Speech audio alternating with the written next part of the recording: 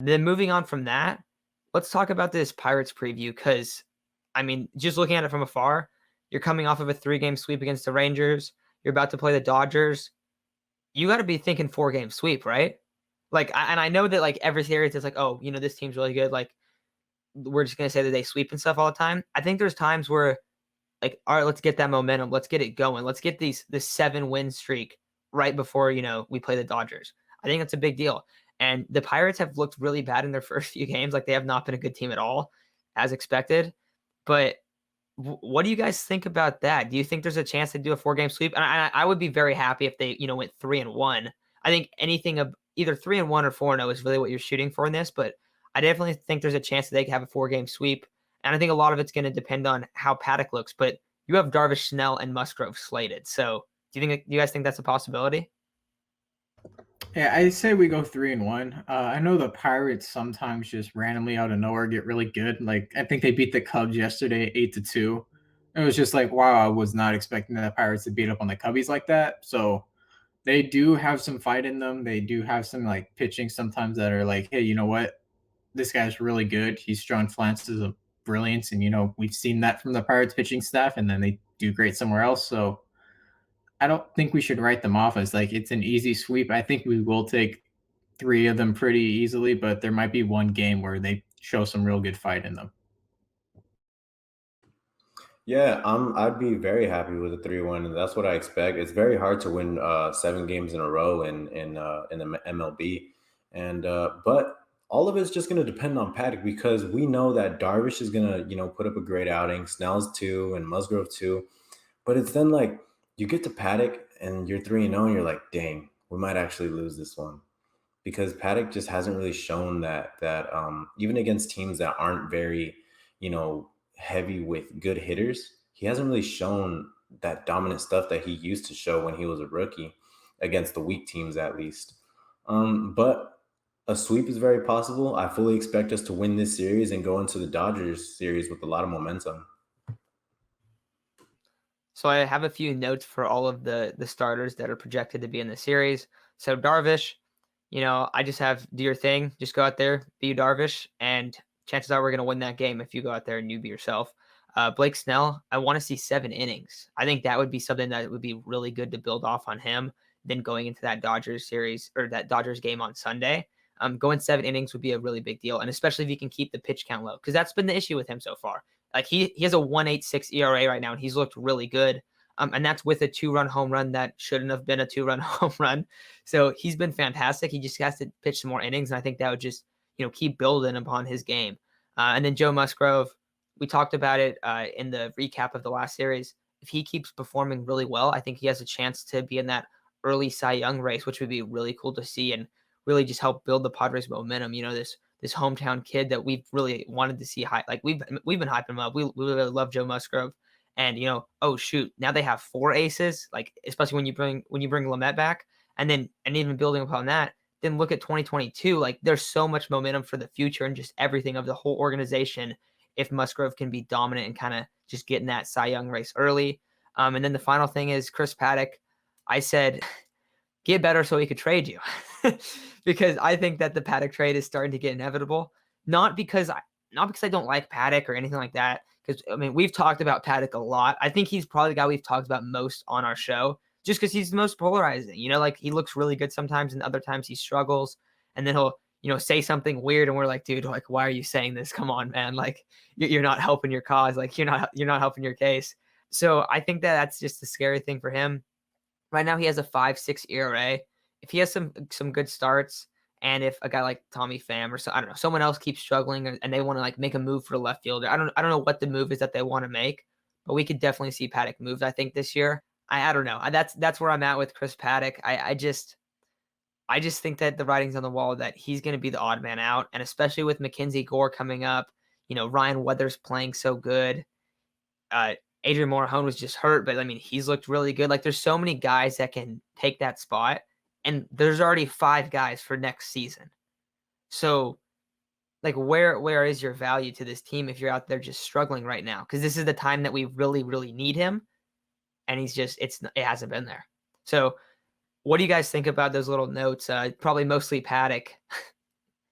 Yeah, I agree. I would really like to see Snell go like 6+. I'm not saying 7 because they might pull him a little early, so he might get like a little bit more leeway against the Dodgers and might go deeper into a game. But yeah, definitely need to see improvements from Paddock because if not, man, you're just trade bait at that point. Because we have Mackenzie Gore waiting in the minors, and I'd much rather see Gore struggle through 5 innings than Paddock get lit up for 3 innings. Yeah, Darvish is for sure going to do his thing. Blake Snell, I'm hoping we get 6 at least. I'm perfectly fine with 6. That way he can throw another 6 on, I think it's Sunday against Bauer and the Dodgers. Joe Musgrove, we know he's going to do his thing too. I hope he only throws 5 so that way he can throw more if he has to throw against the Dodgers. If something unexpected happens, who knows? And he was just on a huge pitch. I think it was like 112 pitches. So I think 5 innings for him is reasonable. But with the whole Chris Paddock thing, it's just very hard to tell for a lot of people, including me. It's like, what value do you bring to this team if you're not throwing more than 4 innings? If you're not even giving us 4 shutout innings, we don't need you to be the Chris Paddock that we thought you were going to be. We just need you to be a good 4th or 5th starter, a guy that's going to hover around 3 or 4 ERA, but is going to give us 6 innings, not just 4, because we need to be able to give the bullpen some rest. And it's funny because we were talking earlier, we just threw out some names, and this most likely not going to happen. But we threw out like Marte, a Rosarena, like some crazy stuff, and it's probably not going to happen. But at this point, we're all kind of like, if you don't start showing some value to this team, what you can bring to us, you're going to get traded. And I am a fan of Chris Paddock, but at the same time, I got to be realistic. Isaac, I feel like you've been the guy that's been like the most like, all right, like hopefully he bounces back, like really eager to see him improve.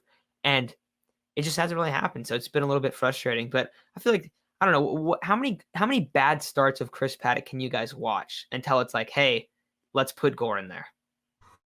I got another 3 starts at most. Like you 5 starts in the MLB is a lot. We have 162 games. Guys usually get, 30 to maybe 35 starts at most.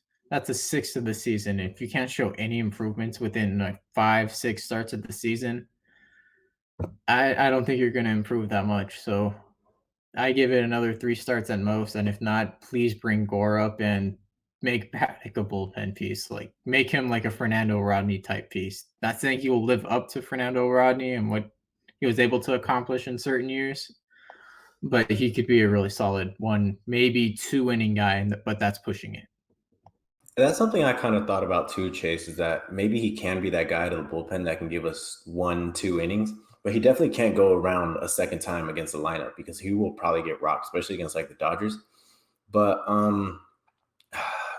I just think he's gonna end up as a bullpen piece. I love Chris Paddock. I've shown a lot of empathy and a lot of patience. I'm gonna say I'm gonna give him 1 or 2 games. The reason I say 1 or 2 is because if he sucks against the Pirates, all hope is lost, dude. You just sucked against the Rangers, the Pirates, and the Diamondbacks. So, those are 3 teams that aren't really contenders that we can't really even think of like as hanging with us. Like, we're the top tier teams and they're bottom tier. So if you can't pitch against those guys and give us solid outings, 5, 6 innings, it's done. But the reason I say 2 also is because if he pitches well against the Pirates and then somehow makes his way to face the Dodgers, you're done. If you suck against the Dodgers, you're done because that just shows us you can't pitch against good teams. No, I get it. It's just, I don't know, man. It's scary. I feel like, I don't know. I feel like those numbers sound pretty low, 1 and 2 and 3. But like you start to think about it, 5 starts is a lot. 4 starts is a lot too. 3 starts even. It's like, and it's not like he's looked horrible. Like he's looked all right. But the problem is that it's the stuff that hasn't got better. And it hasn't got better for so long. And it's like, okay, are you ever going to make this improvement? Because like that's the difference. If you're struggling, but you're making improvements and it's like, oh, it's something new and you're adjusting it and it takes a little bit longer to become a really good player, that's one thing. But like if adjustments are slowly being made and you can see that, oh, hey, like say you came into this year and the fastball wasn't like running and like looking all weird and the velocity wasn't changing and stuff, but he got rocked a couple times, got unlucky, and it wasn't like just like a couple bombs, and it wasn't just like where it's like hit after hit after hit after hit. If it wasn't that kind of stuff, then I think we'd have a different approach on it. And it's not like he has to doesn't have to if he just improves a little bit, I think we'll be a lot happier with, okay, we don't need to like jump to like the bullpen yet. Like, okay, he's doing better. He's improving a little bit. But I agree, like he's getting on a short leash, because if he doesn't improve, it's like, okay, we're trying to win the division and you're not helping our case at all. Like, yeah, we beat the Rangers when you struggled, and it wasn't like that bad, 3 runs in 4 innings, but it was the way that it happened. And I feel like that's been our issue with him. So I don't know. That's just kind of where I'm with him. But I think that's going to wrap it up for this preview episode. But anything else you guys want to say before we take off? All right, awesome. Well, then that's going to wrap it up for today's episode. If you guys aren't subscribed and you're just watching this one, I know I think it's like 80% of people that watch aren't subscribed. Make sure to subscribe if you're Padres fans, even if you're other MLB fans and you're excited about this Padres, I guess, I don't know, rise to being a good team, because it's been a long time for Padres fans out here and we haven't really got to see that. So it's been super fun. It's also been super fun, everyone commenting and stuff and interacting with our channel and whatnot. And so that's been really cool to see. So we all appreciate that a lot. But thanks everyone for listening, and we'll talk to you guys soon.